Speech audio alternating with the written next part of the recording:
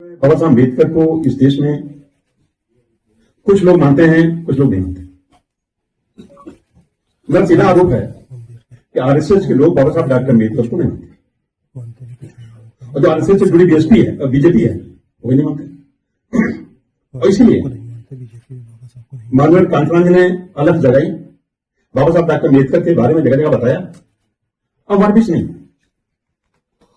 तो उसी रास्ते पर चल के हम सबके नेता माननीय अखिलेश यादव इनके बारे में बाबा साहब अम्बेडकर के अनुयायी नारा लगाने लगे हैं, बाबा तेरा मिशन अधूरा, अखिलेश यादव करेंगे पूरा। ये बड़ी बात है, किसने बताया नहीं। कार्यकर्ता समर्थक अपने आप नारा लगा रहे हैं, बाबा तेरा मिशन अधूरा, बाबा माने बाबा साहब अम्बेडकर, बाबा तेरा मिशन अधूरा, अखिलेश यादव करेंगे पूरा। इस देश में उच्च वर्ग के लोग तरक्की करके बहुत आगे बढ़े, लेकिन जो समाज लूटा है, पिटा है, कमजोर है, लाचार है, पिछड़ा गया है, वो भी आगे बढ़े।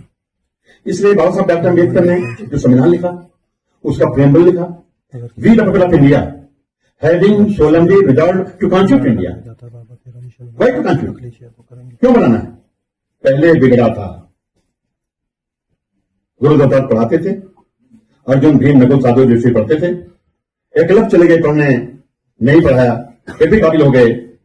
जिस अंगूठे की करिश्मा से काबिल थे, उस अंगूठे को कटवा लिया। भारत का अधिकतर समाज वो समाज है जिसे उस जमाने में पढ़ने का अधिकार नहीं था। जिस समाज को पढ़ने का अधिकार नहीं था, वो समाज आज पढ़ के जगह मास्टर बन के पढ़ाने लग गया। जिस समाज को बड़े लोगों द्वारा अपमानित करने के बाद मेरा कोई सुनने वाला नहीं था, वो समाज पढ़ लिख के दरोगा होने लगा, पुलिस कप्तान होने लगा, एमएलए, एमपी, मंत्री, मुख्यमंत्री होने लगा। खटकती है, आरएसएस लोगों को खटकती है। एमएस गोलवलकर ने, बाबा साहब डॉक्टर अम्बेडकर ने संविधान पेश किया था, उसका ड्राफ्ट, तो 25 नवंबर 1949 को बाबा साहब दुखी मन से कहे संविधान सभा के अंदर कि आप लोग हमारे संविधान तारीफ कर रहे हैं, ये संविधान बढ़िया है, और मेरा बनाया हुआ संविधान चाहे कितना भी अच्छा हो, यह भविष्य में इस संविधान को लागू करने वाले अच्छे नहीं होंगे तो अच्छा संविधान भी बुरा होगा, और अगर भविष्य में इस संविधान को लागू करने वाले अच्छे होंगे तो यही संविधान अच्छा होगा। ये बात कही क्यों? बाबा साहब जिन दिनों इस देश का संविधान बनाने में राजनीति करके लगे थे, उन्हीं दिनों उस समय आरएसएस और उसके मुखिया एमएस गोलवलकर बाबा साहब डॉक्टर अम्बेडकर के समतामूलक भारत निर्माण करने की गली गली मीटिंग करके निंदा करने लगे। आज तो सरकार उसे आरएसएस की है,